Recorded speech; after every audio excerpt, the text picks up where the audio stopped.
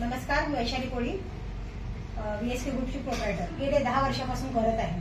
Partnership deal झाली, त्याच्यानंतर मी स्वतःच चालू केलं. स्वतःच चालू करतानाही फार त्रास झाला, पण जो आता मानसिक त्रास झाला तो मला पत्रकार परिषदेला बोलवायला लागला. कारण रितसर कंप्लेंट करून सुद्धा ते काय झालं नाही. आज जो मी सांगत आहे तो आमच्या मित्रमैत्रिणीमध्ये झालेला व्यवहार. मित्रमैत्रिणींचा व्यवहार जो आहे हा एक फ्रेंडली लोन होता. फ्रेंडली लोन मध्ये कसं असतं की समोरचा व्यक्ती बोलतो की चला तू चांगला बिझनेस करते, चांगल्या बिझनेसमध्ये तू पडली आहेस, तू व्यावहारिक आहेस, आम्हाला माहिती आहे. आम्ही भिशी वगैरे चालवायचो. नॉर्मली गोष्टी ज्या स्त्रियांमध्ये असतात. शेवटी मी व्यावसायिक असतील तरी मी एक गृहिणी पण आहे, मी 2 मुलांची आई पण आहे. त्याच्यामुळं या भिशी वगैरे चालवणं हे आमच्यामध्ये मानसिकतेमध्ये आहेच, हे कुठल्याही स्त्रीमध्ये आहे. त्याच्यानंतर त्या लोकांनी माझ्याकडे गुंतवणूक केली. अशी गुंतवणूक असं नाही की मी त्यांच्यावर रिव्हॉल्वर ठेवला आणि त्यांच्याकडून पैसे काढलेत किंवा त्यांना मी अजून काय आमिष दिलाय, काही नाहीये. सगळे लोक संसारिक आहेत, सगळी लोक 30+ आहेत आणि सगळ्यांना अक्कलदार सगळं आहे. म्हणजे ज्यांना मुलंवाला आहेत तर मला असं वाटतंय की त्यांना अक्कल नक्कीच आहे. त्यामुळे त्यांनी माझ्याकडे गुंतवणूक केली. गुंतवणूक केल्यानंतर त्यांना कोण गुरु भेटला माहिती नाहीये. सामाजिक दृष्ट्यामध्ये माझं थोडं नाव वर्चस्व यायला लागलं. त्याच्यामुळे त्यांची भावना, जळकुटपणा, स्वभाव कधी बदलला हा मला कळलंच नाही. एकत्र खाणार, एकत्र पिणार आणि एकत्र चहा वगैरे पिणारे आमची मैत्री. मानसिकदृष्ट्या त्यांचा पैशांचा नव्हताच. मला असं वाटलं पैशांचा का हा विषय असेल तर पैशांचा विषय मी माझी जमीन आणि माझा घरदार द्यायला निघाली की चला मैत्रीमध्ये हा वाद नको. पण तरी सुद्धा अशा लोकांकडे ती लोक जायला लागली, तिथून मला मानसिक त्रासाचे कॉल यायला लागले. अशा मला धमक्या यायला लागल्यात की त्यांचा हा मी प्रवृत्त करू शकत नाही. आज मी तुमच्या समोर बोलते याचं कारण त्यातून मी चालली आहे. आज 6 महिन्यापासून मी मानसिक त्रासामध्ये आहे. 2 वेळा मी पॅनेसी हॉस्पिटलमध्ये ऍडमिट होती. 5 फेब्रुवारीला पण मी ऍडमिट होती. तेव्हा काही नव्हतं, मला थोडा ब्रेनचा त्रास झाला. ह्या मानसिक त्रासामुळेच मला तो त्रास झाला. तरी त्या मैत्रिणी मला भेटायला आल्या पॅनेसी हॉस्पिटलमध्ये आणि हॉस्पिटलमध्ये आल्यानंतर नॉर्मली चर्चा पण झाली, प्लस त्याही गोड बोलून धमकीही देऊन गेल्या की तुझा हा मानसिक त्रास आम्हाला सांगू नको, तुझा काही असेल ते सांगू नको, आम्हाला पैसे दे. ठीक आहे. त्याच्यानंतर मी विचार केला हा मानसिक त्रास होता मी त्यांच्या नावाने एक घर पण केलं होतं. सविता शेंडे तिचं नाव घेते मी. तिचं जी पण रक्कम निघत आहे ती रकमेचाही मी उल्लेख करते. आज ती रक्कम जी आहे ती रक्कम 9,65,840 रुपये होती. ती मी माझ्या सेलडीडच्या अग्रीमेंटमध्ये मेन्शन केली आहे आणि सेलडीडची कॉपीही जोडत आहे.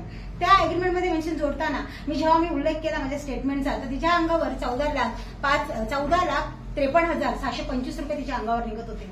एवढे निघून सुद्धा तरी सुद्धा माझी मानसिकता अशी होती का नको, ते आपला देवाणघेवाण वेगळ्या पद्धतीचा होता. मी तीही तिची रक्कम आलेली रक्कम त्या सेलडीडमध्ये टाकली. परंतु त्या घराची किंमत आहे 34 लाख रुपये. आजही तो सुकापूरमध्ये नवजीवन सोसायटीमध्ये माझा फ्लॅट आहे. तो माझ्या मिस्टरांच्या नावाने आहे. मिस्टरांच्या नावाने असण्याकरता मी माझ्या मिस्टरांना कन्व्हिन्स केला, कारण त्याचा बिझनेस आणि माझा बिझनेस पूर्णपणे वेगळा आहे आणि तो त्याचा घर होता. तरी सुद्धा मी त्याला कन्व्हिन्स करून तो घर नावावर द्यायला सांगितलं.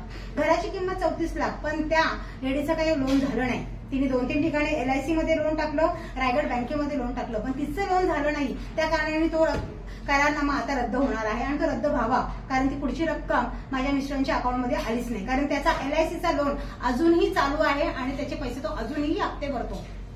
दुसरी गोष्ट, त्याच्यानंतर त्यांचं मन भरलं नाही. त्याच्यानंतर ते मला वारंवार त्रास द्यायला लागले. माझ्या घरी वारंवार येऊन, बेरात्री येऊन सुद्धा माझ्या CCTV फुटेजमध्ये यांचे फोटो काढलेले आहेत. त्रास होऊन तरी सुद्धा माझ्या मिस्टरांना मी कन्व्हिन्स केलं की आपण त्यांना जमीन देऊ, मला त्रासातून मुक्त कर. दोघांच्या नावावर आमची रोह्यामध्ये जमीन आहे. आम्ही तयार झालो. ठीक आहे. त्याच्यानंतर ही लोक बरेचशा वरिष्ठ लोकांकडे गेलेत ज्यांचा संबंधच नाहीये. ते संबंध नसताना त्याच्यामध्ये आगीमध्ये यायला लागलेत की आपण हिला त्रास देऊ, या राजकीय क्षेत्र हिचा खराब करू, हेही मला धमक्या आल्या.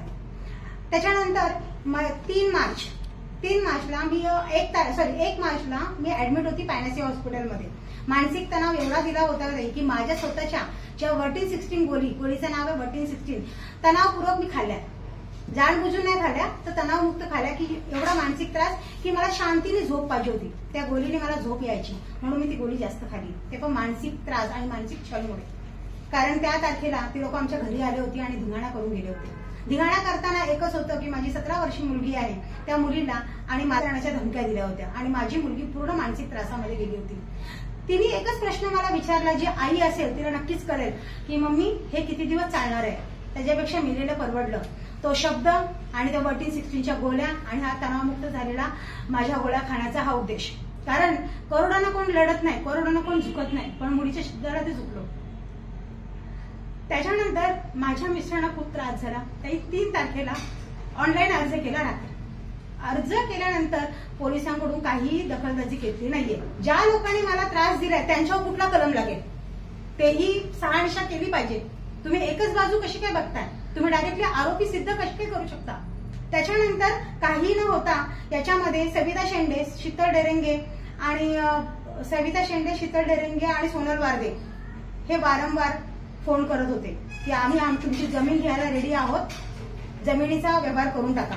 त्याच्यानंतर मला त्यांच्यावर भरोसा नव्हता. मी माझ्या वकिलाला सांगितलं मला पण मुक्त व्हायचंय, पण मला कसं मुक्त होणार ते मला सांगा. मग ते बोललेत की ह्या बदलत आहेत सारख्या सारख्या. मी त्यांचा एका पेपरवर नोट लिहून घेतो की ह्या स्वतः येऊन माझ्याकडं जमीन घेत आहे, त्याची पेपर नोटीस मारून घेतो. त्याच्यावर त्यांच्या सह्या केल्यात, तोही माझ्याकडे पेपर आहे. 2 एप्रिल 2024 रोजी माझ्या मिस्टरांना कॉल आला. बलवंत पाटील जे पोलीस निरीक्षक आहेत त्यांचा फोन आला. फोन आल्यानंतर माझे मिस्टर गेले. माझ्या मिस्टर बोलले किरणाचा एक आशेचा किरण आलेला आहे, बघू जाऊया आपण, मानसिक त्रासातून थोडं तू मुक्त होशील. कारण आपण बोलतो रक्षक है तो कुछ डर नहीं, मगर उस दिन थोडा अलग हुआ. त्या दिवशी माझे मिस्टर गेले आणि मिस्टरांना विचारलं तुमच्या बायकोनी पैसे काय केले? वा, हा प्रश्न होता माझ्या मिस्टरांच्या अर्जावरचा. त्याच्यामध्ये कुठेही हा उल्लेख नव्हता. तुम्ही पैसे काय केले आणि तुमच्या पैशांचा व्यवहार काय होता ते मला माहित नाही, पण तुमच्या बायकोवर हे कलम लागतील. 409, 420, 120B हे तुमच्या मिसेसवर कलम लागतील. त्याच्यानंतर सोनल वारदे आणि सविता शेंडे यांना बोलून घेतलं. यांना बोलून घेतल्यानंतर तिथे आमच्या अर्जावर काहीच नाही, ज्याच्यामध्ये सोनल वारदेने ही वार्ता केली होती की पोलीस स्टेशन आमच्या बापाचा, पोलीस स्टेशन आमच्या खानदेश्वर बापाचा आहे, हे बलवंत पाटील सरांनी हे सिद्ध केलं. कारण त्या दिवशी त्यांनी तीच वार्ता केली. कारण माझ्या मिस्टरांना तुमची बायको अटक होईल विदाऊट तक्रार, माझ्यावर कुठलाही तक्रार नसताना त्यांनी आम्हाला कलम ठोकवले. विदाऊट अर्ज नसताना त्यांनी माझ्या मिस्टरांना आरोपी म्हणून ट्रीट केलं. त्यांना काय ट्रीट केलं, कसं ट्रीट केलं माझ्या मिस्टरांनाच माहिती आणि त्यांनाच माहिती.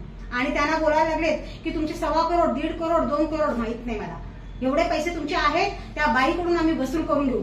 त्याच्यामुळं माझा हा मानसिक तणाव खूप जास्त प्रमाणे वाढला होता.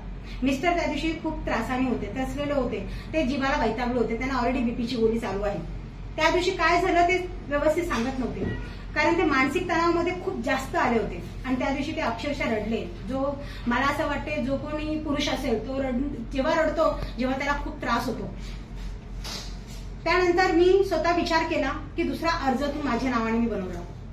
त्यांना मानसिक त्रास जो झाला त्या दिवशी ते पुरेपूर सांगायला तयार नव्हते, कारण पोलिसांची कुठे ना कुठे आपल्या सामान्य माणसाला भीती असते. आम्ही सामान्यच माणसं आहोत, आम्ही फक्त व्यावसायिक मध्ये आलोत. याचा अर्थ असा नाहीये की आम्हाला खूप काही गोष्टी माहिती आहेत. आम्ही पण तुमच्यासारखेच लोक आहोत, त्या व्यावसायिक मध्ये आलोत. 2 एप्रिलमध्ये जो काही झालेला प्रकरण, मी 3 तारखेला रितसर अर्ज केला, स्पीड पोस्टनी डायरेक्टली खानदेश्वर पोलीस स्टेशनला पाठवला. पण जो माझ्या नवऱ्याच्या बाबतीत काय झालं ते मला खरंच काय कळलं नाही, काही समजलं नाही. ते त्या बाबतीत त्याच्या दिवशी त्याला काय मारहाण केली का, तो एवढा तणावमुक्त का होता, त्याचा आत्मविश्वास का तुटला होता, त्यासाठी मी आयडिया टाकले. त्याच्यामध्ये मी त्यांना व्हिडिओ, ऑडिओ आणि सीसीटीव्ही फुटेज मागितलंय. कारण माझा तो अधिकार आहे, माझा नवरा त्या दरम्यान तिथे होता, माझा तो अधिकार आहे म्हणून त्याच्याकडून मागितले. पण अजून काही शहानिशा झाली नाहीये, माझ्या अर्जावर पण काय झाली नाहीये. हा, पण एवढं आहे की त्यांच्या बोलण्याने एवढंच कळतंय की ते मला डायरेक्टली ओपनली सांगतात की तुमच्याकडे हा तुम्हाला अर्ज होणार, तुमच्यावर ही कलम लागणार आणि तुम्हाला आम्ही डायरेक्टली अटकेत घेणार. कारण त्यांची वार्ता होती, मी त्या अर्जामध्ये स्पष्टपणे लिहिलं आहे की त्यांनी सांगितलं होतं सविता शेंडे आणि सोनल वर्देला माझ्या मिस्टरांसमोर एकाच केबिनमध्ये की तुम्ही कुठलीही सेटलमेंट बाहेर करायची नाही, सेटलमेंट करायची असेल तर पोलीस स्टेशनला यायला लागेल आणि पोलीस स्टेशनला जर सेटलमेंट केली नाही तर तुम्हाला उभं मी करणार नाही. रक्षक बना भक्षक. तर मग सामान्य माणूस, जर माझ्यासारख्या व्यक्तीला जर हा त्रास आहे तर सामान्य व्यक्तीला काय त्रास नाही होणार. अमाऊंट आहे, मी देण्यासाठी तयार आहे, माझ्याकडे जेवढी ऑनलाईन मिळते तेवढी मी द्यायला तयार आहे. आणि जानेवारी फेब्रुवारीमध्ये जेवढी मला देता आली तीही मी अमाऊंट त्यांना दिली आहे. ही सिव्हिल केस बनते, पण त्याही क्रिमिनल मॅन्डेटमध्ये ही केस घेतात.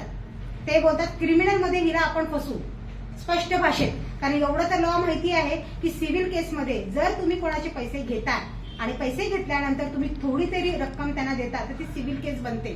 पण सिव्हिल केस न बनवता हे क्रिमिनल केस बनवतात आणि माझ्यावर अटकेचा दावा ठोकत आहेत. आम्ही कुठल्याही परिस्थितीमध्ये तुला अटक करू आणि तुझी जी काय प्रतिष्ठित आहे तुझी ती तुम्हाला मिटून दाखवू हे ते सिद्ध केलं आहे. आणि आजही माझ्या अर्जाला, मिस्टरांच्या अर्जाला कमीत कमी 1.5 महिना 1.25 महिना होत चालला आहे. कुठलाही दखल न घेता आज दुसरा अर्ज पण त्यांच्याकडे पोहोचला आहे. त्याच्यावर न घेता समोरच्यावर काही कारवाई न करता तर मी आज आवाज उठवला नाही तर कोण करणार त्या गोष्टीसाठी. माझ्या मिस्टरांना सांगतात तुमच्या जेवढ्याही प्रॉपर्टी आहेत त्या मला लिहून द्या. हा कुठला अधिकार आहे? हा कुठल्या पोलीस स्टेशनला अधिकार आहे का? तर माझा न्याय मांडणं खूप गरजेचं आहे. कारण त्यांची धमकी वारंवार आहे की तुम्ही नक्की अटक होणार आणि तुम्हाला आम्ही कुठल्या कुठल्या केसमध्ये दाखल करणार. त्या दृष्टीने मी अजून डीसीपी पर्यंत पोहोचणार आहे.